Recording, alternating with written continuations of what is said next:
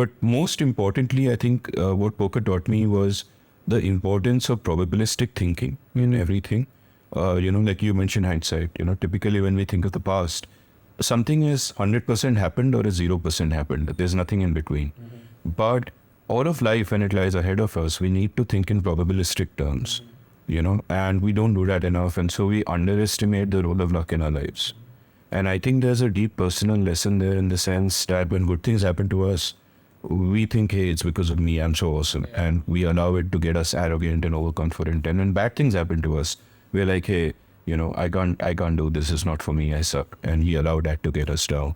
But the truth is 99% is luck, and you are controlling 1%, and there's no reason to sweat more than the 1% you control. You just try to do your best there.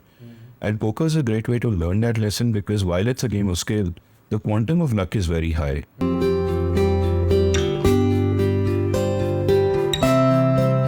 Hi Amit, thank you so much for being a part of Odanta Offline. It's really great to have you here. Thanks for inviting me. Happy to do this and happy to meet you. How are you feeling? I'm feeling good. I have a recording tomorrow. Yeah. I mean, I'm sure you get this a lot. I mean, I think I brought this up with you when we first spoke, but you are the voice made for a podcast, this is exactly what, when you jump in, listen to the first 5 minutes, you'll be at the podcast you're listening to. That's very kind of you, but this is of course an accident and I'll be, take your word for it. But the thing is that people often ask me, do I need a podcasting voice? Do I need to, do voices and all that? And I think that you do not. I think that the way this is different from radio is that in radio, typically what happens is that you're broadcasting, right? Like the metaphor I use for this is, imagine you go to watch a movie in a cinema theater and there's a distance between you and the screen, and there's a similar distance between the screen and the viewers. So you have your grand westerns and your car chases. You're watching something on television with a couple of meters and equally that much distance between the camera and the actor. So you have Friends and Seinfeld. You're watching something on YouTube, on a laptop. Your laptop is right in front of you, and a lot of made for YouTube content is that kind of distance. Now, radio is more distant. You're broadcasting, many people are listening. So it's like it's on in the car. There are 5 people in the car. That's kind of the thing you got, so if a radio presenter has a voice and they're projecting, that's great. But podcasting is the most intimate medium in the world. It's a voice in your head. So the voice doesn't matter. All that matters is that, that is not fake. That is authentic. You are who you are. So actually the voice doesn't matter. If you, I'll take the compliment if you say that. Yeah, definitely. So I was obviously researching and you've been a very successful journalist. You won cool awards and everything. So, I mean, from that part, right, I'm sure you had a already particular sense of where your career was going. And now you're here on this couch. So, because you run the scene and the unseen. So, what was that journey like for you in your head? Like, I'm sure other people have their own opinion, but for you, like finding it inside you, how was it for you? I think what happens is that after things happen, we think back on them and we put a narrative to them. Ye aak tha, ye tha. But I kind of drifted from thing to thing, and there was never a plan. Like that word career is not a word that ever applies to me. I just did things that I love doing. There was never a plan. I did the journalism, but I think what I enjoyed doing most in the OTs and what I was known for at that time was blogging. And podcast began, but I didn't take it seriously. And that was pre-smartphones, right? So you had to listen on your laptop, you're listening at normal speed. The whole game was different. So I didn't take it very seriously. And then a few years ago, 6 years ago, when I thought, okay, let's experiment with this. And I started doing this. And then I discovered more and more about the medium. And I said that, my God, this is... it's a beautiful medium. It's unique in certain ways. You can do things in this medium you can't do anywhere else. And then I just kind of fell in love with it, started thinking about the craft a bit more. And that's kind of where it came from. But, I spent 5 years in between where I was a professional poker player. I took time off and wrote a book. So my life's kind of just, it's serendipity. You take whatever path looks interesting at the time. Definitely. I mean, I know about your book, but I didn't know about this book. I mean, so how is that part of your life? Yeah, so that was between 2010 and 2015. Right. And I just fell in love with the game because it was just intellectually stimulating. Like the one common thread about what I do in my life is I like I like to figure things out by going back to first principles and kind of sorting it out. So whether it's writing, and I've kind of used that now by teaching a writing course where I can start with first principles. So poker was like that. And I enjoyed the intellectual challenge of, getting into it and understanding it. And also I was suddenly making money. Now, writing doesn't make money, right? You're aware of this. So what do you do? So here I'd fallen in love with something else apart from writing, which made a lot of money. And I said, "Ki, theek hai, let's write this train for a while." Right. And I wrote the train for a while. I even wrote a column on poker for Economic Times for a while. And my last piece for them was titled "Why I Loved and Left Poker," where I can explain my reasons for leaving. But long story short, it was financially profitable, but not to the extent that I was making fuck you money, but it was profitable. But the lifestyle was completely corrosive and it demands complete absorption. So I'd stopped reading books, I'd stopped doing anything. I just felt I'm doing stupid. Like in this one area, I'm like super sharp, but otherwise I just thought that, no man, I need to kind of get my life back. What's been like the one place where you've actually enjoyed playing in India at least? See, in India, it's... How is the poker culture? In India, it's legal only in the offshore casinos of Goa. Online poker is legal, but it's in a grey zone. Yeah. So I used to play a lot of underground cash games, which I don't want to talk about, obviously, because it's underground. I don't want to get into trouble. Yeah. But I also, for a while, did the tournament circuit in Asia. So Macau, I spent a lot of time in Macau, Manila, so on and so forth. So it was a good life. I met interesting people, which is always good. But most importantly, I think what poker taught me was the importance of probabilistic thinking in everything. Like you mentioned hindsight, typically when we think of the past, something is 100% happened or is 0% happened. There's nothing in between. But all of life, when it lies ahead of us, we need to think in probabilistic terms, and we don't do that enough. And so we underestimate the role of luck in our lives. And I think there's a deep personal lesson there in the sense that when good things happen to us, we think, hey, it's because of me, I'm so awesome. Yeah. And we allow it to get us arrogant and overconfident. And when bad things happen to us, we're like, hey, I can't do this, it's not for me, I suck. And we allow that to get us down. But the truth is 99% is luck, and you are controlling 1%, and there's no reason to sweat more than the 1% you control. You just try to do your best, sir. And poker is a great way to learn that lesson because while it's a game of skill, the quantum of luck is very high. The game is really about the management of luck. In the same way that you can say life itself is about the management of time because that's your scarce resource. Right. So it was interesting. And I forgot your question. I think that's your effective probably. When you for young people, and especially if they're starting out writing, what do you feel can make or break a writer at that point, just in their art, right? Is it either you're born with it or is it that you can pick it up if you work hard? So one point I'm very passionate about and I keep making is that, there are some areas in which you need inborn talent. Right. Like if you want to be a batsman, sure, you got to put in your 10,000 hours in the nets, but you need hand-eye coordination. If you're a fast bowler, you need fast twitch muscles. And of course, the hard work is non-negotiable. Yeah. But first, you need that talent. For writing, there's nothing like that. Okay. Right? Anybody can be a writer. Anybody can be a writer. Like the things to realize is one, anybody can be a writer. Two, it's hard for everyone. There's a great quote, I forget by whom, about how writing is easy only for those who aren't writers. Right? But if you're serious about writing, it's hard for everyone. You don't have any inborn talent. And everyone starts at zero. Right? Everyone starts at zero. So when you start, you suck. But the whole game is that you have faith in the process, you keep going. Only iteration actually makes you good at what you do. Which is why, one of the biggest lessons when I talk about the creator economy also is that, sure, you want to be popular, metrics are important, where you'll often have drilled down metrics to a fair level of depth. But what I would say is that ignore the metrics at the start. Because what happens is at the start, you'll suck. If you're driven by validation, you won't get it at the start. And therefore, you can get disheartened and you can stop. And the tragedy is you should never stop because had you continued, you're going to get good. Because iteration is what leads to excellence. You do something again and again and again, you become excellent. But if you're doing something again and again is dependent on, people clapping, not going to happen. So creators need to stick with it. Creators often tend to overestimate the short term and underestimate the long term. So in the short term, they'll think, "Yeah, मैं newsletter करूँगा या podcast करूँगा, I'll get all these followers." Nothing happens at the start because you suck at the start. And it's very hard convincing people. Yeah. So you've got to keep at it. One, because that helps organic discovery, but two, more importantly, because that's how you become good. You become good just by doing something again and again. So my advice to everyone, therefore, is that if you're going to take a cynical view कि इसमें career बनाना है, it becomes difficult. But if you take the view that I love doing this and I'm going to do this and something or the other will happen, I have faith.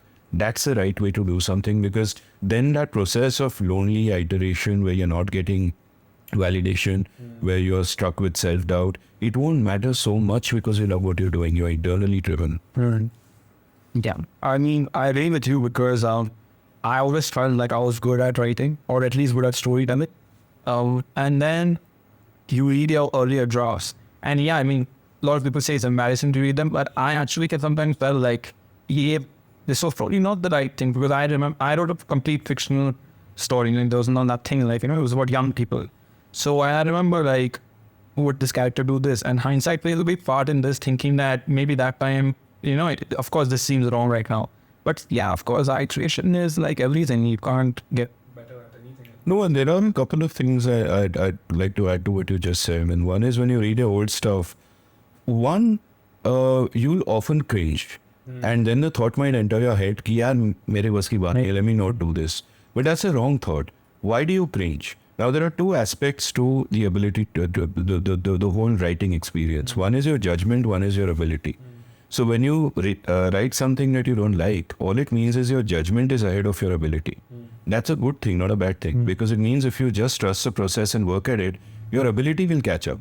And your judgment might also keep running ahead, but eventually you'll start liking the things that you write. So it's actually a good thing if you don't like something you've written in the past, because it shows your judgment is at least good and your ability will get there. So that's important. And the other thing is, I did an episode I love with the writer Amit Varma, and he quoted, I think, William Maxwell, who basically said at one point in time that, and he was a publisher, or he quoted some publisher or editor, basically saying that when I look at young writers, I don't look for things like craft and sculpture and language and all that. I look for the breadth of life, right? And I find it such a beautiful thing, because that breadth of life is what makes work sing. Now, if you're a new writer, initially, you may not have the craft necessarily ki structure a story like this, build a character like this, all that comes with practice. But if you have the breadth of life, the rest will take care of itself if you work hard enough. That's true. Yeah. Right. So talking about shifting a little bit to the media landscape right now, how do you view it, the Indian media landscape now, and as to when you started out? Is it a state of sorrow, or do you feel there's a glimmer of hope and are things going somewhere in the right direction? What are your thoughts? There's both despair and hope. And I should end the answer with the hope, so I'll go to the despair. And I think the hope is bigger. The despair is that the mainstream media is crumbling, which is kind of a good thing and a bad thing. It's got its ups and downs. But in India, what has happened is that the landscape has changed in two fundamental ways. One is structural, one is political. The structural is this, that there was a time where you only had mainstream media, right? So in the 1990s, when I look back on myself, I don't have the tools of production open to me. So if I write something and I want it to reach readers, I have to go through a gatekeeper. So let's say I send an article to Times of India, there's a gatekeeper there.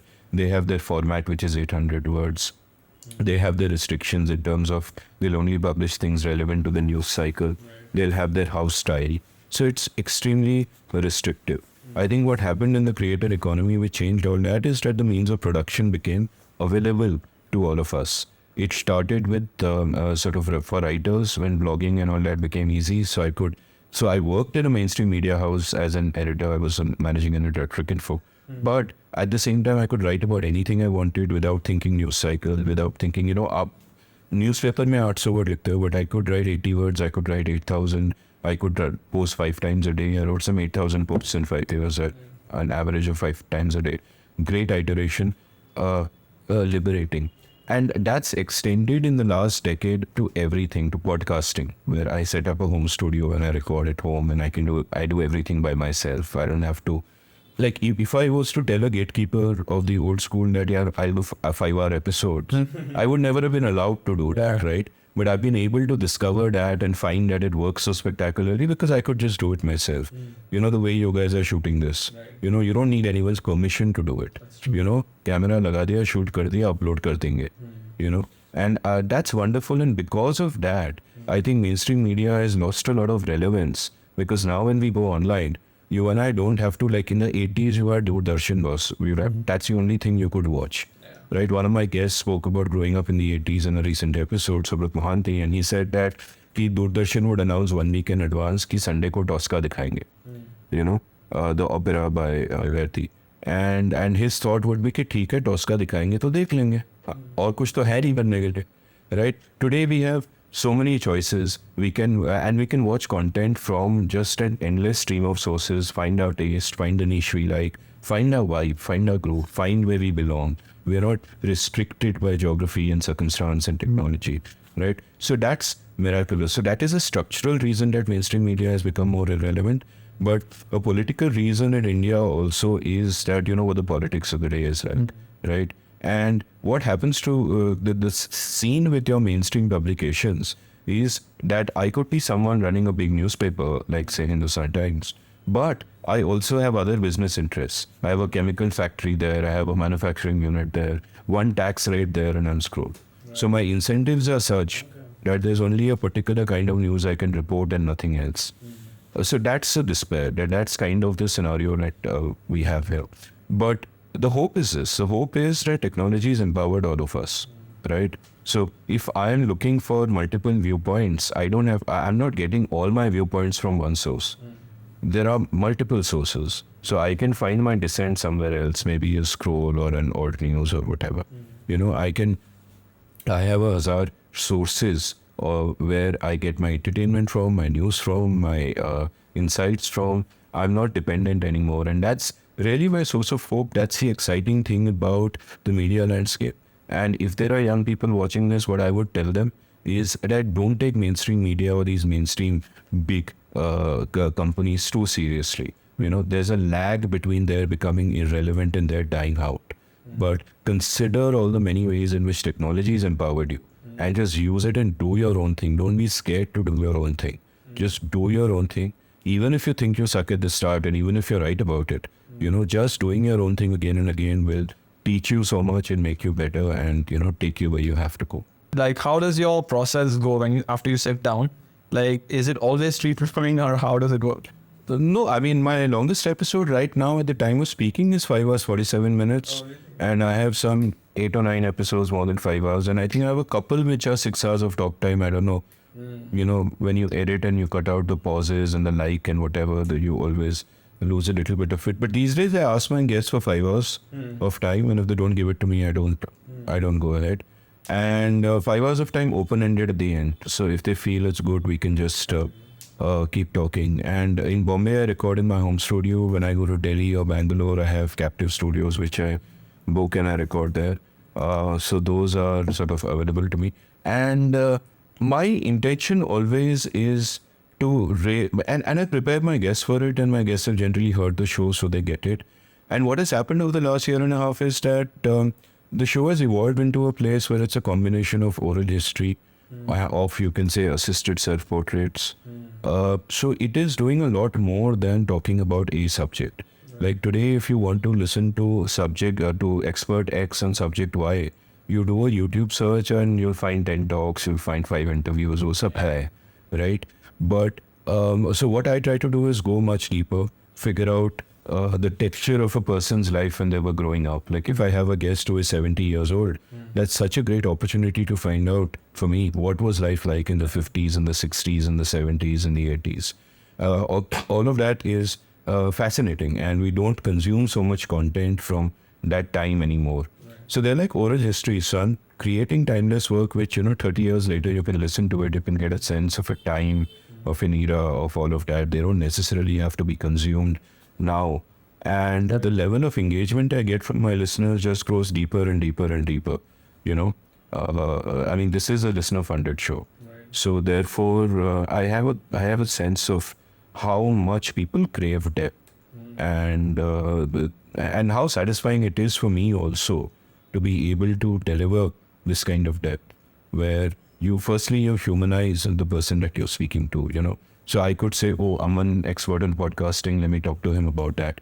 But if I first spend a couple of hours talking about how you grew up, what kind of books you read, all the journeys that you took in becoming who you are, then whenever you talk about your subject, which you're an expert in, I look at that subject differently. And because you've relaxed now, you are not using your prepared sound bites and your jargon and all of that. You've gotten into that relaxed mode where it's a one-on-one, you've made that connection and you're going to those places. So I've had those kinds of magical episodes. Like everyone knows Ramachandra Guha, for example. Yeah. But the last time I recorded with him, I've done 5 episodes, I think, with him. The last time I recorded with him, he said he had just come out with a book. He said, Amit, let's not talk about the book. And I said, boss, even I don't want to talk about the book. So we spoke about his life for 3 hours. And he told us about how sometimes he will just lie on the bed and he will listen to classical music and he will lose himself and lose track of time. And how sometimes his wife will come home from work and open the door of the bedroom to find the light is off and Ram is lying on the bed listening to music.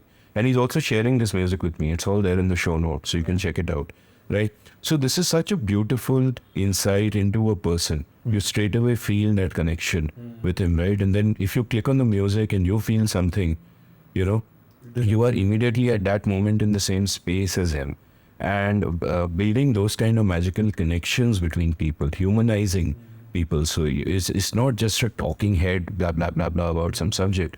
It's a real person with real feelings and a real journey. And I think that's sort of what I aim to do. So therefore the time doesn't matter.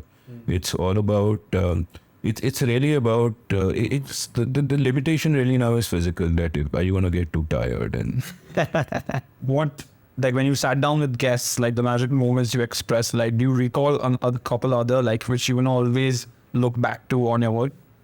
Now they happen pretty much all the time, right? Because once you, the guests know that, one golden rule of mine is never interrupt. So my guest knows I'm not interrupting. And they kind of come prepared. Like I asked Mrinal Pandey ji to come on the show. And I asked her, my first question was about her growing up years, her childhood. She spoke for 1 hour, 5 minutes, right? And in that 1 hour, 5 minutes, she covered the 50s, the 60s, and to a certain point in the 70s.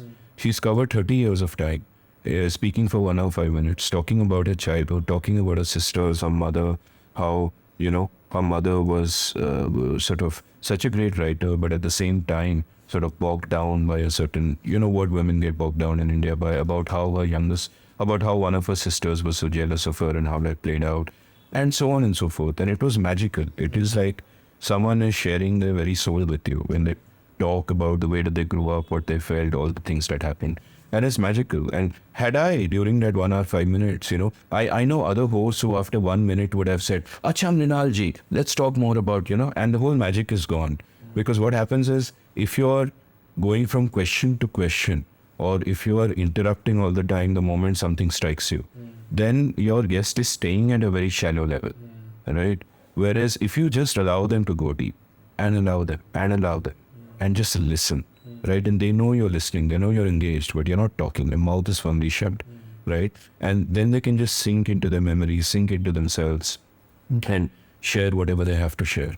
And there is a sort of a magic there that happens with really guest after guest after guest. It's like that whole.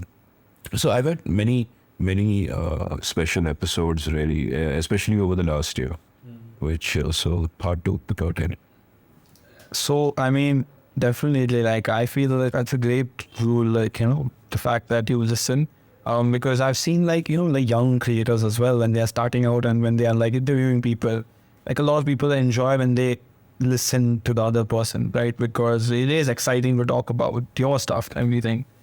But yeah, I mean that's really good, and it would be great to like I feel like if someone just got to sit on one recording of yours, like I would definitely volunteer for that opportunity to sit, relax, and like.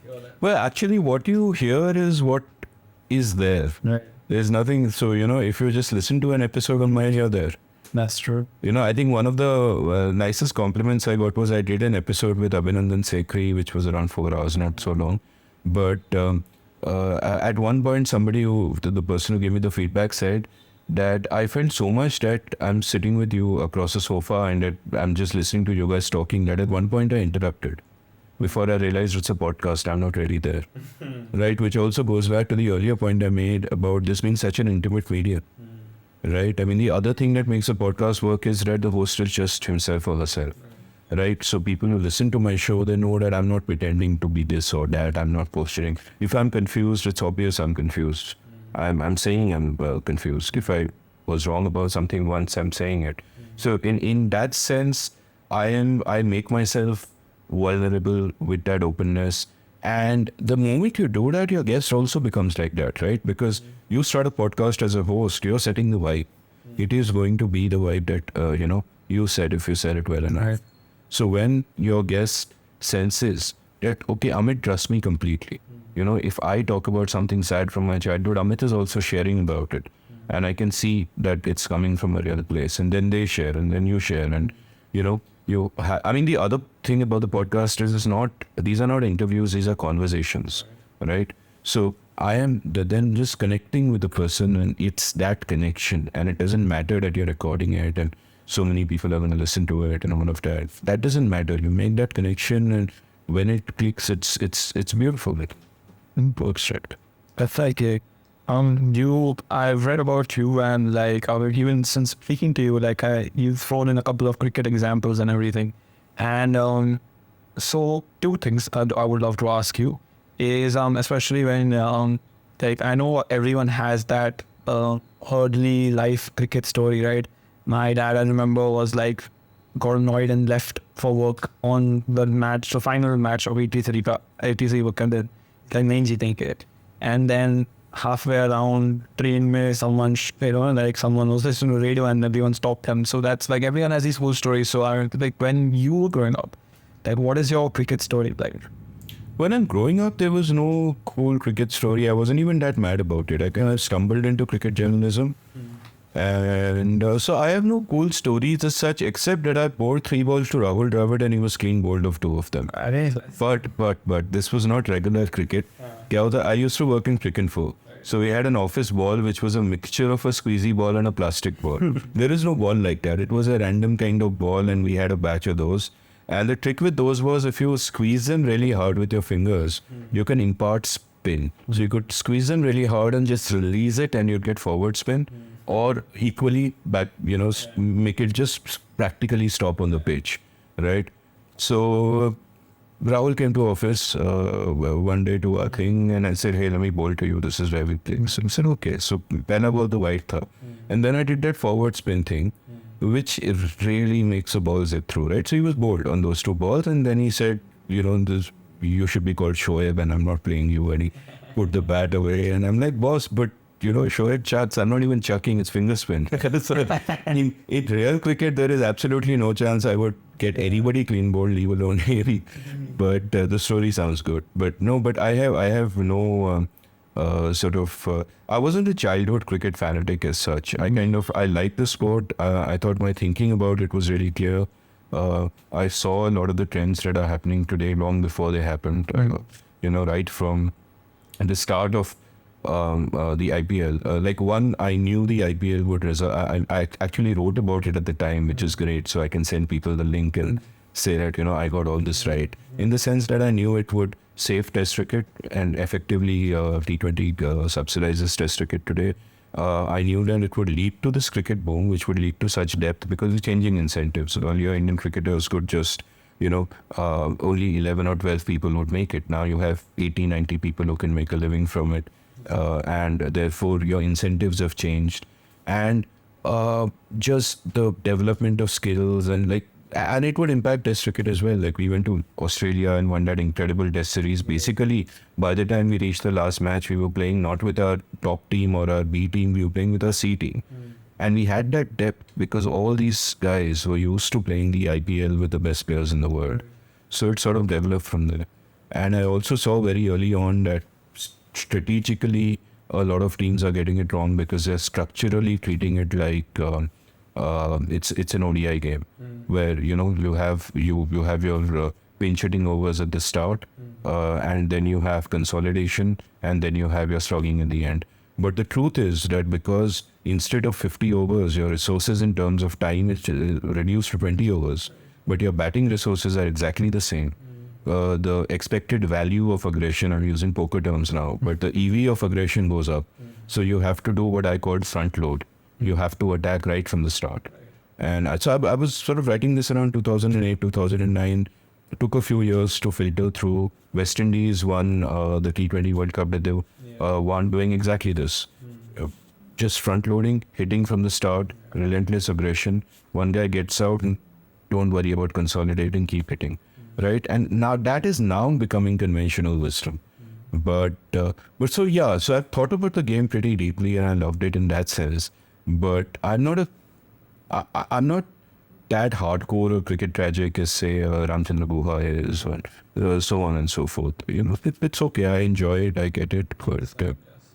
But like when you talk about IPL, I mean, of course, it was like. Do you think it was the most decisive moment in Indian or world cricket? And if so, like you said, right? You, what do you say? Predicted a lot of the stuff that how it would grow and everything. And but what has something about IPL caught you by surprise? What caught me by surprise is teams took so long to adapt, actually.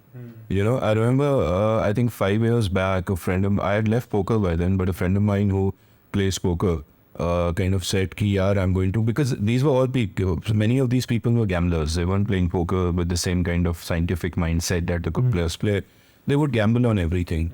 So cricket pe paisa dala, poker pe paisa dala. So IPL was just about to begin. So he said, boss, give me a tip, what should I do? So I said, boss, I'll give you just one tip. Every single game, bet on the side batting second. So he was like, what the fuck, Amit, which we bowled, right? And then we connected at the end of, I think, 13 games or something like that. And I was blogging about this also at the time. And we connected at the end of 13 games, out of which I think 12 or all 13 had been won by the side batting second, right? And at one level, the side batting second has an informational advantage, but it should not be so big. But the real reason why I said what I said is that because teams were too conservative and they didn't get the value of aggression, they were underestimating what the power score could be game after game. And therefore, the team batting first was aiming to do, and the team batting second knew exactly what they had to do and they would get there, right? And in subsequent years, this corrected a little bit, but it still kind of sort of remains a factor. And I remember that year, Virat Kohli in 3 games in a row where he was captain of Bangalore would put up a score batting first, which was too low, and would make 60 or 70 with a strike rate of 130, which is quite pathetic, being a liability to his team, occupying too many balls, not scoring enough. And then he would say in the post-match interview that, I thought we made the power score. They just batted well after us. But the point was, they were underestimating the power score seriously. But apart from that, nothing surprised me. What truly delighted me was, and I didn't expect the spillover to be so massive, is how it impacted the other games. I think the cricket writer Gideon Hay was on my podcast once, and Gideon pointed out how I think in the 2015 ODI World Cup, whatever ODI World Cup happened around that time, teams had learned to bat like it was a T20 game and to bowl like it was a test match, which is a very interesting observation. So in the batting, they are more aggressive. And in the bowling also, they are more aggressive because they're trying to get wickets rather than restrain batsmen. And you saw this play out in ODI cricket because what the lessons of T20 taught those who were smart enough to learn them is that the value of aggression was underrated not just in T20 cricket but also in ODI cricket. So if you look at the way the England team won the last World Cup, in the actual final itself, they were kind of, luck played a part. But they were the dominant team over the last 4 years before that because they had made getting 300, so routine and commonplace. Earlier, you would only get 300 in the batting pitches of the subcontinent. England actually made it commonplace to get 300 because they would actually front load in ODI innings. They'd have, aggression right from start to kind of finish.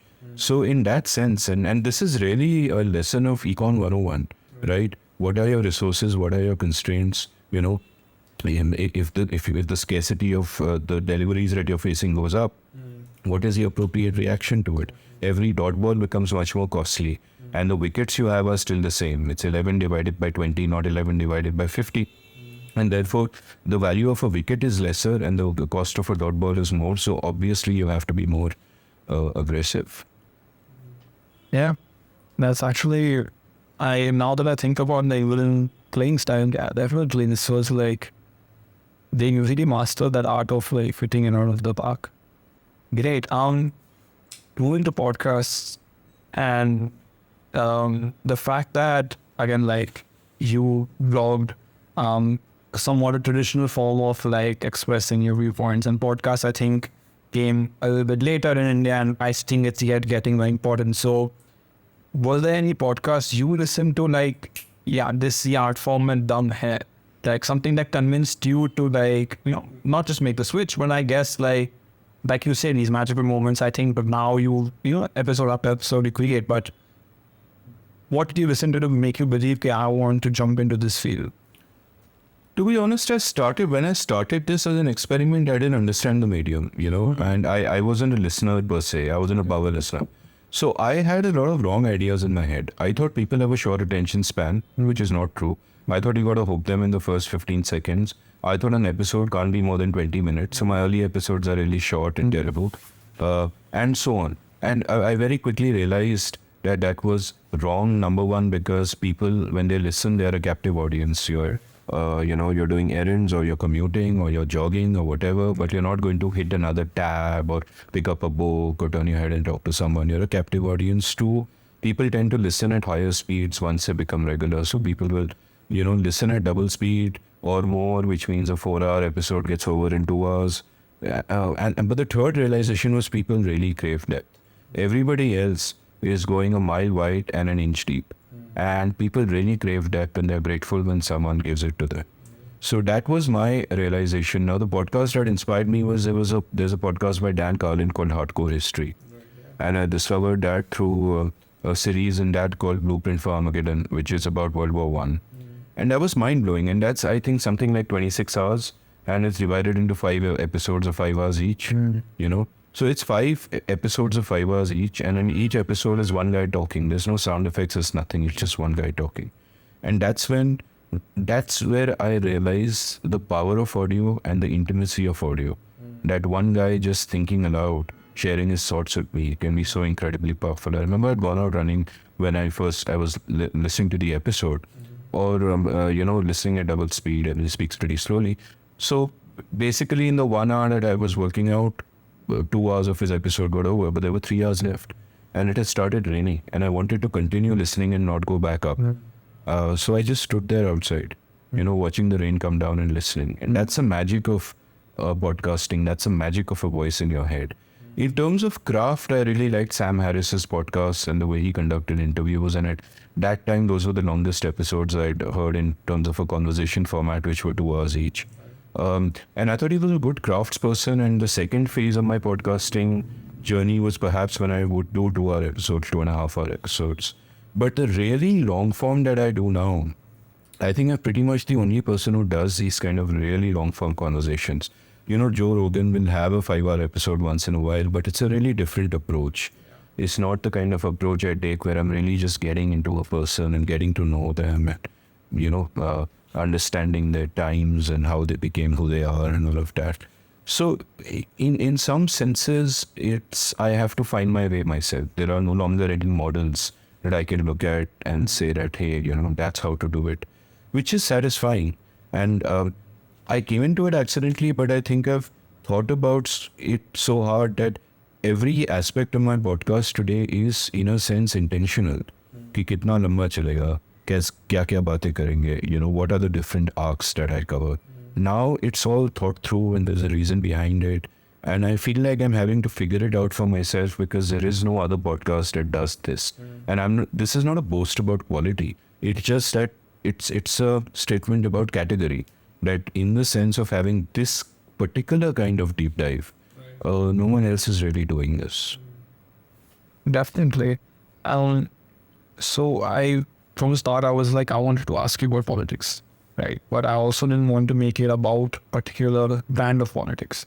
So, I mean, the first one I'd asked, like you already mentioned about young writers. So I would also ask you, like, how should young Indians view democracy and the current situation in India, or just politics in general? And if you had, like, some things that you picked up over them, because it's like there's been upheaval, like so many things have changed over the years. I remember my own father telling me so much of this stuff, and so many biases people around him have had and he's had and everything. So if we are starting out in 2020 on the 29th, 6th of September, where should young people focus on? Because it is important. Politics is important, but where should they start? I think the way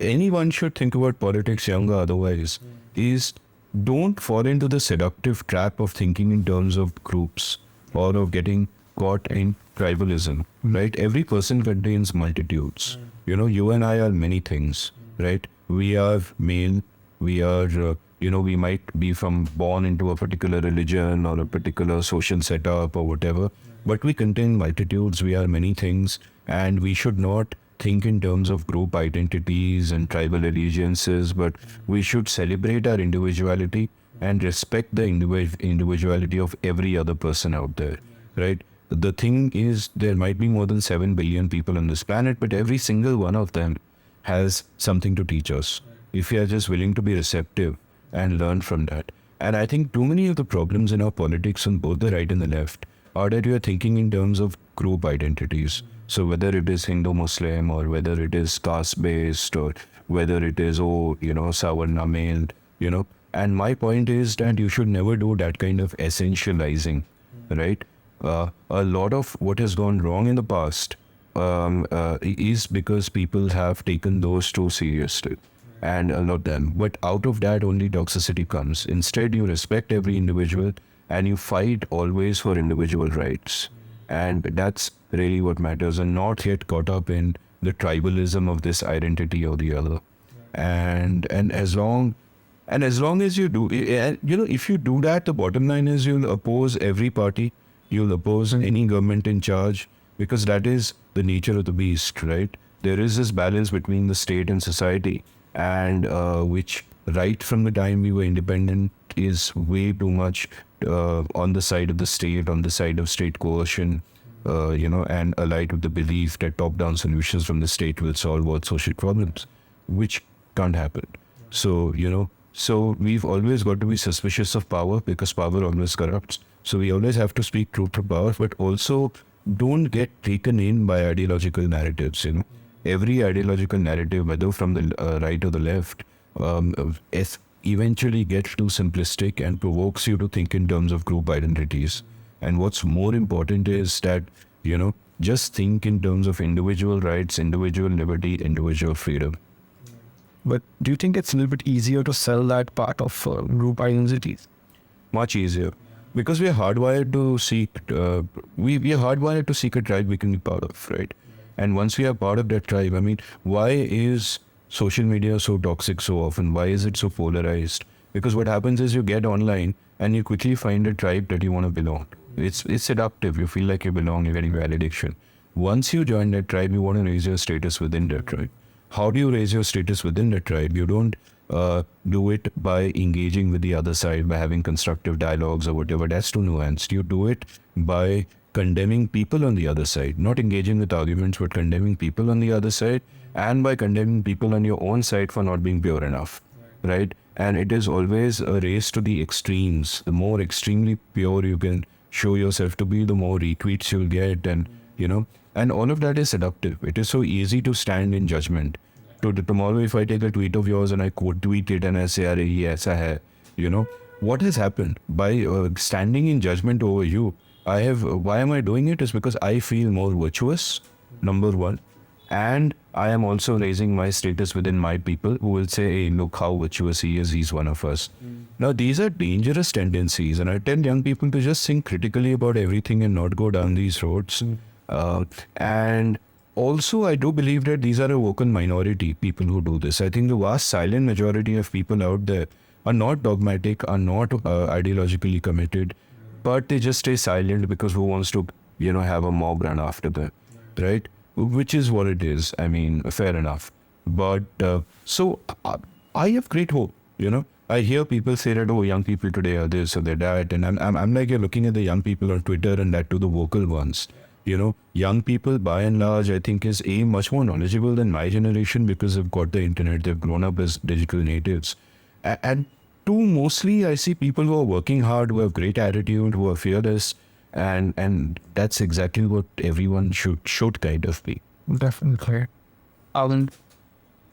I feel like even when we speak about India's democracy, right, from the start, like I remember reading stuff like India was like the West's experiment that can democracy work, especially in this side of the world, right? And I feel that's such a strong notion when it came around, like when India got independence.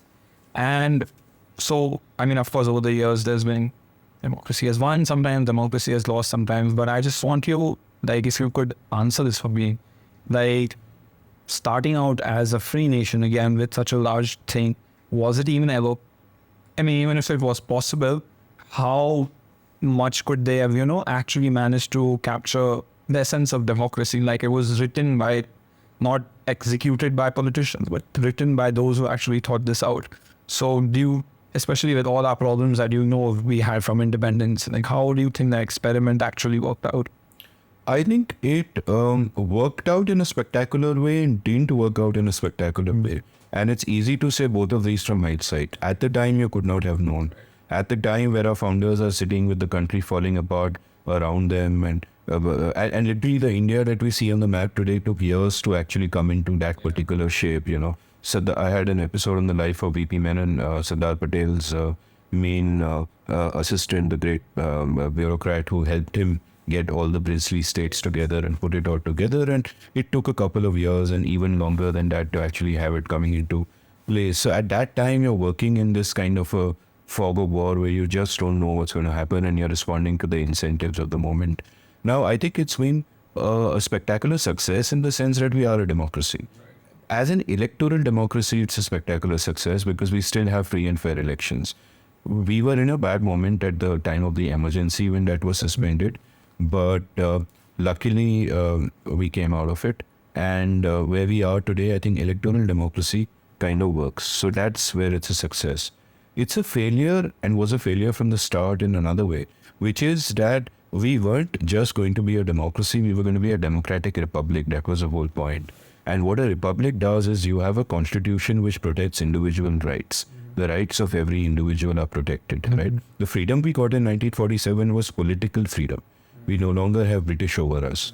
But what we did was we replaced white-skinned rulers with brown-skinned rulers in a constitution that is far too centralized and doesn't do enough to protect individual rights. It pays lip service to us with our fundamental rights and all that, but even for the right to free speech, for example, there are so many caveats to that in Section 2 of Article 19. And those caveats are so broadly interpreted that we have the sedition laws still, we have 295A still, we have 153A.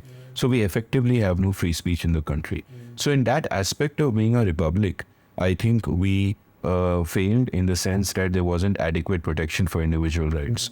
The other aspect in which we failed, but I don't know how we could have succeeded, is in making India a liberal society. The point was that our founders said that, okay, we'll be a liberal democracy, we'll write a constitution, which, as I've just said, is not as liberal as I would like, but it is still more liberal than society.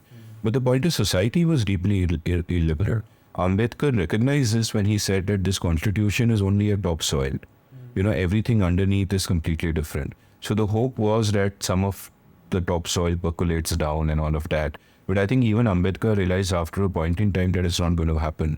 He might have framed the constitution, but in the early 40s at one point he said, if I could burn it down, I would. Partly because with the First Amendment, Nehru was, making it much less liberal and, laying the grounds for the sedition law to come back. It had actually been struck down by a court in 1950. And while the First Amendment did bring it back directly, it laid the grounds on which it could be brought back with the caveats it introduced in to free speech in Article 19. So I think there we failed. that we failed in our quest for a liberal society. Now, it is clear that this sense that top-down say, हम liberal society बनाएंगे, that was always bound to fail. Could it have worked in some other way as Gandhi insisted it could have? I don't know. But what has happened today is that society has caught up with politics, right? And we have always been an illiberal society. And of course, whatever you say of India, the opposite is also true, like the old cliche goes. So there are aspects to us which are liberal, like, things like our languages, our cuisine, our, so many aspects of our culture are just a delightful melting pot, influences from everywhere, right? Even our Prime Minister wears clothes, his elegant chulidar kurtas are essentially the Islamic origin. Which is great. We should be a delightful melting pot like that where we take good aspects of everything. But otherwise, if you look at, areas like gender, areas like caste, we're deeply, deeply illiberal, made not much improvement. And that's what you see. And that's what you see in our politics today. And therefore, when you have a situation where electoral democracy remains and the voice of the people is heard, but you're not a liberal society, and that voice of the people can be an illiberal voice, right? And that doesn't necessarily take you to a good place.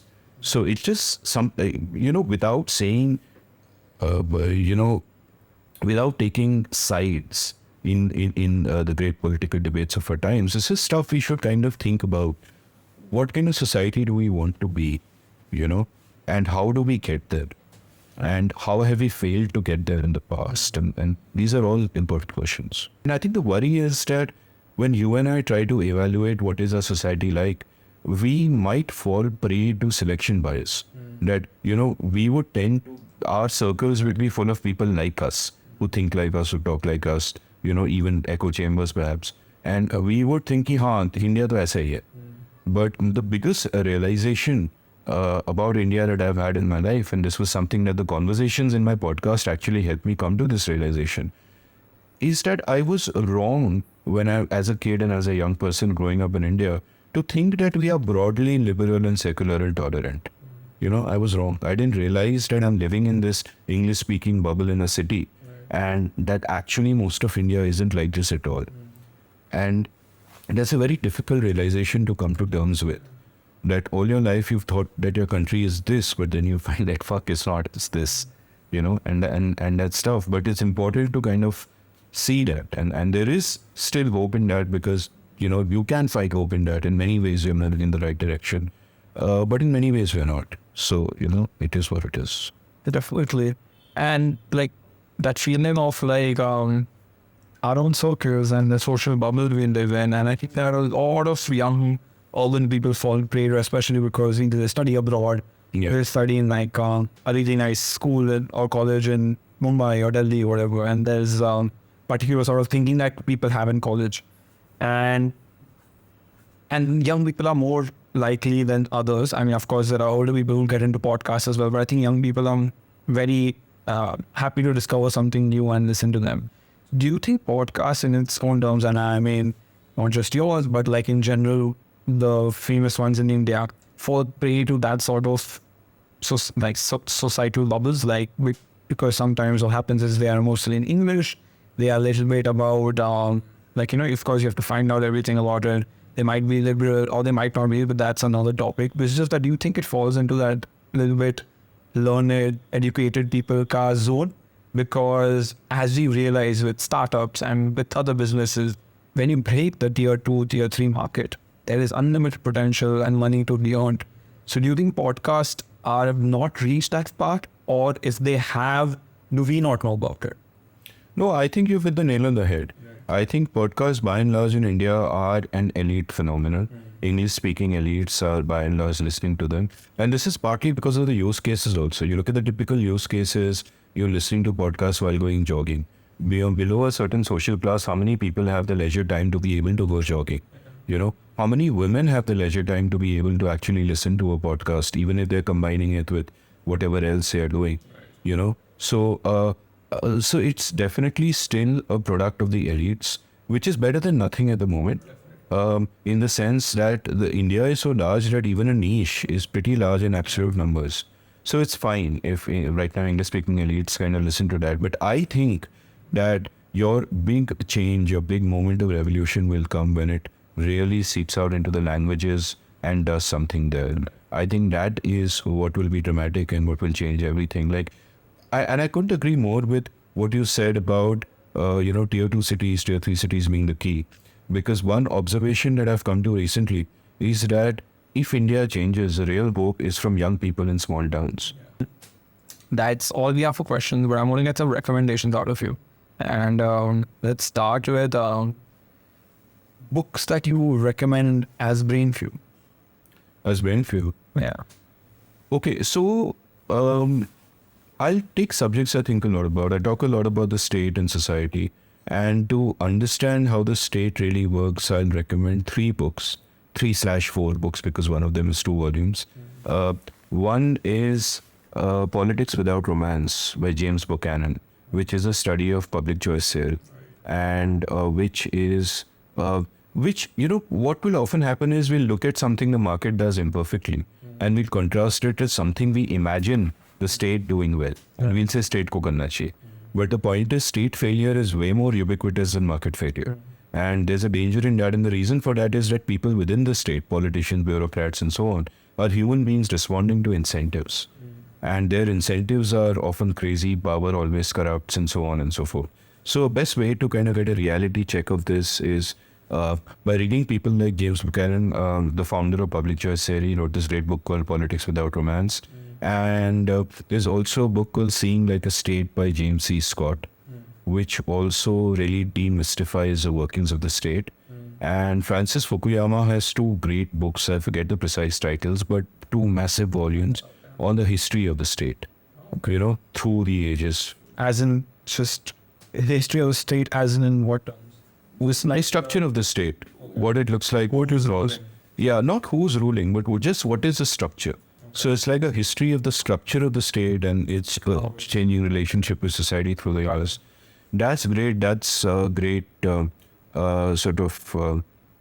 fuel. And as a writer, I love I would like 2 great essays I would recommend. One is Frederick Bastiat, and all his work is available for free. He was a mid-19th century French essayist, written a great book called The Law. In fact, the title of my show is from an essay he wrote, That Which Is Seen and That Which Is Not Seen. So great essays. And George Orwell, better known for his novels, obviously, but he's got this big collection of his essays called Essays. And that contains all his essays, his articles, his book reviews and all that. And just a model of clear writing. So I'd recommend him. So those are kind of great sources of brain fuel. I mean, I haven't thought about this before, so I'm just kind of thinking it out. And these are classic books I think anyone should read. And is there like something on the fictional side of things that not just as brainful, I guess, but you enjoyed?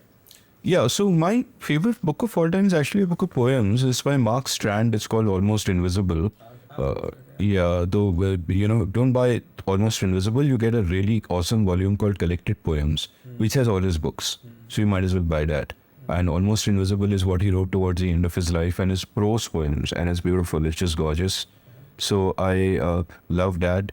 And in fiction, my taste tends towards a more minimal, spare kind of writers. So I like the Japanese writers like Yoko Ogawa. Her work is great. Really great. Housekeeper and the Professor, and this collection of 3 novellas I think called Revenge. So she's amazing. I like both the Murakamis. I actually like Ryu Murakami more than Haruki, but they're both great. Yeah, have you read Ryu Murakami? I have not read Ryu. I've heard Haruki's great. Ryu sort of appeals to perhaps a perverse side of me. Like I got introduced to him when I read this book called Piercing. And it's a freaky book. The book begins with a guy with his wife and his newborn kid in a crib, and he picks up with them in a room. And he goes and he grabs an ice pick, and he has this crazy impulse to stab his baby. So as he stands above the crib, he realizes that it's my baby. I don't want to stab it. I have to fight this impulse. But he realizes that the only way to save himself from killing his baby is to kill someone else instead. So the impulse finds realization. So then he plans out another murder and carries through on that and all of that. So it's a fabulous book. He's more famous for books like In the Miso Soup and Audition, both of which were made into cult films also. But yeah, it's great fun to read. Yeah. I would like to know if there is a podcast that's been waiting on your saved episodes for a while that you would love to get into sometime. I think I don't listen enough to a bunch of podcasts I really like, which includes Russ Roberts' Econ Talk, which has been going on since the mid-aughties.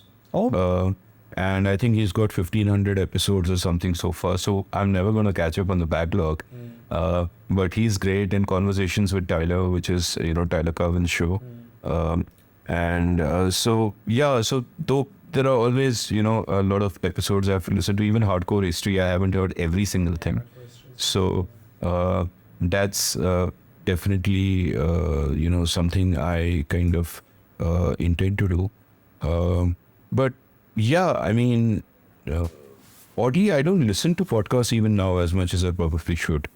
But yeah, there's never enough time. So whatever. I mean, I did ask you this before, but I would love to know, like, what does your YouTube algorithm look like? What does it recommend you?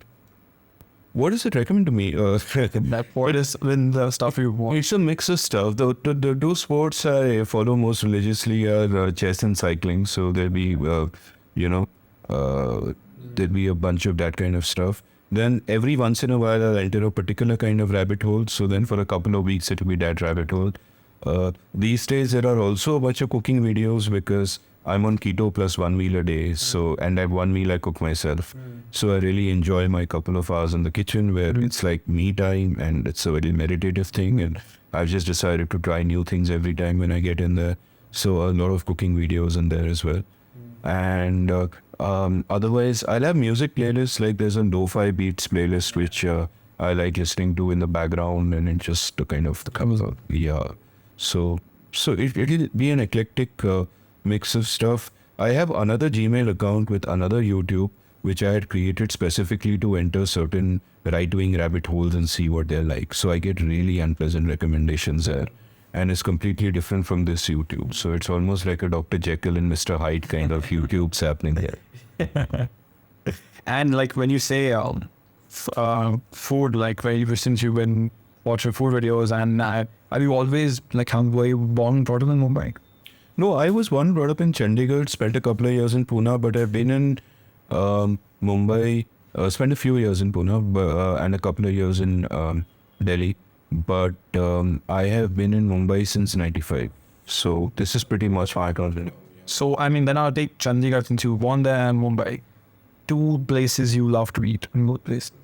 Chandigarh, I simply haven't been there often enough, but my comfort food there was always just going to Sindhi sweets. Okay. Right? And in Bombay, my current favorites are like O Pedro is sort of my current mind-blowing food. And in fact, we are recording this on a Wednesday. Tomorrow, Sameer and Yash of O Pedro and Bombay Canteen are, recording with me on my show. Oh, wow. So yeah, that's going to be a reason hard episode for people to continue listening, other than, get some bite to eat. Yeah, so get a bite to eat. Yeah, so if they're in Bombay, you know what I'm going to recommend for them. But obviously, Odanta started off with films, and I would love to know what are the films that you recommend. I mean, how much a film buff are you, firstly? I'm a big film buff. Yeah. To the extent that when I was a kid, my thinking was, should I be a filmmaker or a writer? And eventually settled upon writer, because at that time, to be a filmmaker, you had to join an industry, make a career, rise up the ladder, be good at dealing with people. And being an extreme introvert like me, I felt कि ठीक है नहीं, writing ही करते हैं, अकेले बैठ के लिखेंगे. Not that I've got much of it done, but it seemed easier. Today, I think it's a little different. But yeah, I am into films. I was fortunate in the sense that in the 80s, my father was a director of the FTII in Pune. So yeah, he even expelled Sanjay Leela Bhansali for not for aesthetic reasons, unfortunately, for discipline reasons. But so I was lucky that being in the campus in a pretty formative part of my teenage years, I was watching world cinema every day, and watching it in the sense that not that this is world cinema, this is something special, but movies, yeah, stories hai, baith ke dekho. So I think that exposure just made a lifelong movie buff Out of me, which is recommending specific films is hard. I had a episode on cinema with Jay Arjun Singh and Subrat Mohanty, so I shared a lot of the films I like there. But just to talk about the directors I love Satyajit Ray's work. Before we started recording, you mentioned the Calcutta trilogy. That's amazing. Protibandhi is like an old favorite. And even before the Calcutta trilogy, Aranet Dinra, 3 Days and Nights in the Forest as beautiful. I love the work of Krzysztof Kieslowski, especially Decalogue, a series of 10 films on the 10 Commandments. That's a masterpiece. I used to love Fellini a lot as a kid. And obviously, Iranian cinema over the last 20, 25 years has been mind-blowing among Indian directors. I used to think Miranai was the greatest Indian director after Ray, but I think in the current batch there's a lot of talent, and Chaitanya Damane's quote just blew me away. I think it's probably the best debut film I've seen. It's just absolutely. I mean, another great debut film, I think maybe 15 or 20 years ago, was The Lives of Others by this German director with a big name. Fantastic film. Okay. So yeah, I mean, we are lucky. I think we are in the golden age of cinema. We people tend to romanticize the past, but I think today is it, especially in terms of world cinema. I think Hollywood and Bollywood have gone in different strange directions. Yeah. But in terms of world cinema, indie cinema, I think we are in the golden age. We're in the golden age of audiovisual entertainment, where you see what you have in terms of web series, in terms of the depth that you can get into a story. Earlier you had 3 hours to tell a story, how deep can you go? But now you can have seasons. Definitely. I mean, when it comes to web series, is there like a particular web series or just a bunch of stuff that you've been watching? I love The Wire. I think The Wire made such a big effect on me because it was the first time I had seen cinema that was novelistic. Like typically a film is like a short story, right? You've got one linear story happening, maybe a couple of side plots, but that's it. You have 2, 3 main characters, but that's it. And with The Wire, it was much more like a novel, where you have 12, 13, 15 major characters that you begin to care about with really well-developed arcs of their own. And it's just got this sweep to it. And you can just settle into the story. There's no hurry to bring you into the story to hook you. So I kind of love that. I think that's a unique thing that, the medium gives you. And you could argue that Kieslowski's Decalogue was made in 89 or 90. And it was made for television. So that's like a proto-web series in a sense. And that's got some of the qualities. But The Wire had it to just the perfect degree. And in a sense, gave permission to a lot of creators to think in those broader, bigger ways where you're not constrained by time. And I think in the arts, fighting the constraint of time is the most important. We taught to think in fixed formats. Movie itna lamba hona chahiye, ye itna lamba hona chahiye, all of that. But the truth is that today those constraints don't matter anymore. And as I have discovered. So, sometimes, you need length to get depth. And you've got to give yourself the freedom to go for it. On that note, I think, Amit, that's all we have for you. It was really lovely having you. It's a pleasure. Thank you for calling me, and best of luck.